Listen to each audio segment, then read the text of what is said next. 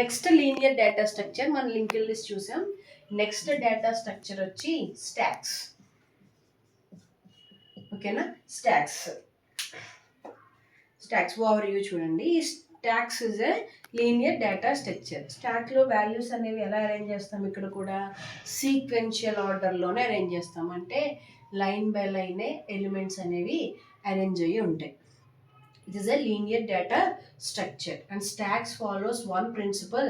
Very good, very important thing. LIFO, last in first out. అంటే last insert అయిన element first remove చేస్తాం.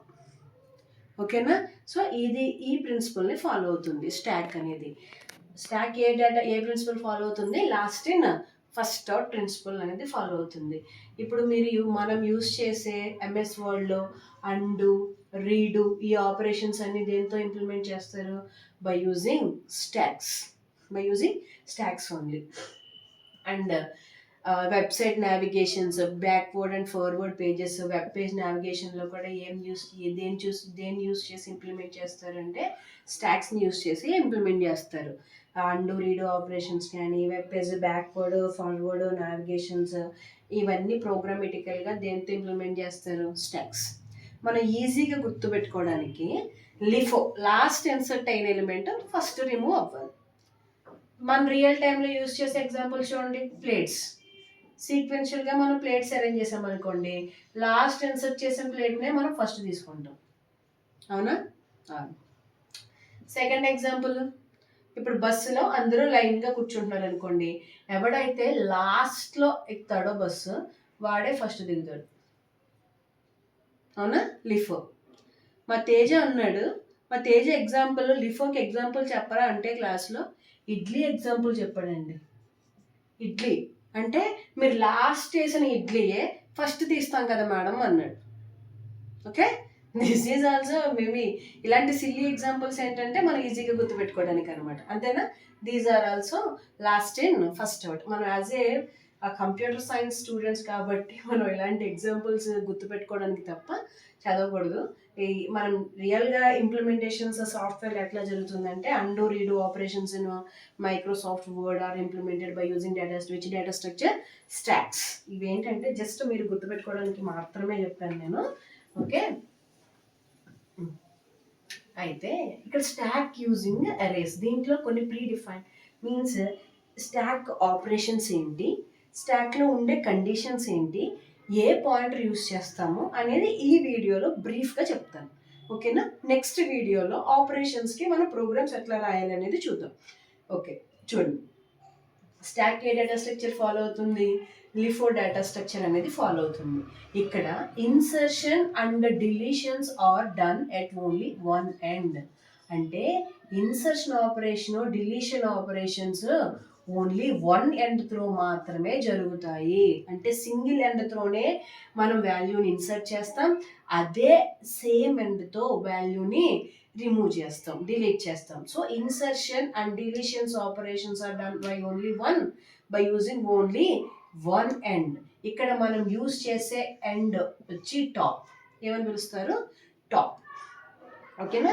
Yes. Then third point వచ్చి స్టాక్లో ఉండే operations వచ్చి మెయిన్ ఆపరేషన్స్. పుష్ ఆపరేషన్ ఎందుకు యూజ్ చేస్తామంటే inserting an element in to the stock. Insertion purpose కోసం యూజ్ చేసే ఆపరేషన్ ఏంటి? పుష్.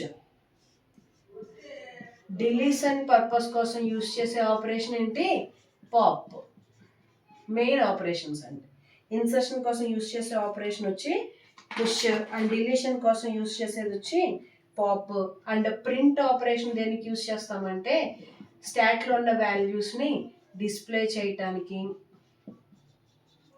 పీక్ టాప్ యొక్క పొజిషన్ని డిస్ప్లే చేయడానికి, అంటే టాప్ అనే ఎండ్ ఏ పొజిషన్లో ఉందో డిస్ప్లే చేయడానికి. అండ్ ఈజ్ ఫుల్, స్టాక్ అనేది ఫుల్గా ఉందా లేదా అయితే ట్రూ డిస్ప్లే చేస్తుంది. Is empty, these are the functions in stack. Is empty అంటే స్టాక్ అనేది ఎంటీ ఉందా లేదా అనేది చెక్ చేయడానికి. Okay, these are the operations in stack. And main there are two conditions, stack overflow and stack underflow. ఈ terms అనేవి గుర్తుపెట్టుకోవాలన్నమాట. Okay, I will tell each and everything. So ఒకసారి బ్రీఫ్ ఇంట్రొడక్షన్ చూడండి. Stack ఏ data structure? Linear data structure means elements are arranged in sequential manner. Stack ఏ principle follow అవుతుంది? Last in first out. మనం real టైంలో use చేసే స్టాక్ని రియల్గా డైలీ యూస్ చేసే ఎగ్జాంపుల్స్ ఎక్కడ? మైక్రోసాఫ్ట్ వర్డ్లో undo and redo operations and web page navigations ఉంటాయి కదా, బ్యాక్వర్డ్ ఫార్వర్డ్, ఇవన్నీ కూడా స్టాక్ డేటా స్ట్రక్చర్ యూస్ చేసుకుని ఇంప్లిమెంట్ చేస్తారు.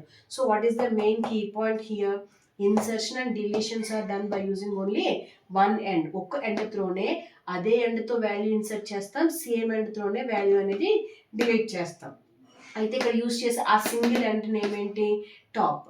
అండ్ స్టాక్లో యూస్ చేసే ఆపరేషన్స్ పుష్, వాల్యూని ఇన్సర్ట్ చేయడానికి యూస్ చేసే ఆపరేషన్ పుష్, రిమూవ్ చేయడానికి డిలీట్ చేయడానికి యూస్ చేసే ఆపరేషన్ పాప్, ప్రింట్ వాల్యూని ప్రింట్ చేయడానికి యూస్ చేసే ఆపరేషన్ ప్రింట్, టాప్ ఆఫ్ ఆ టాప్ పొజిషన్ని ప్రింట్ చేయడానికి యూస్ చేసేది పీక్,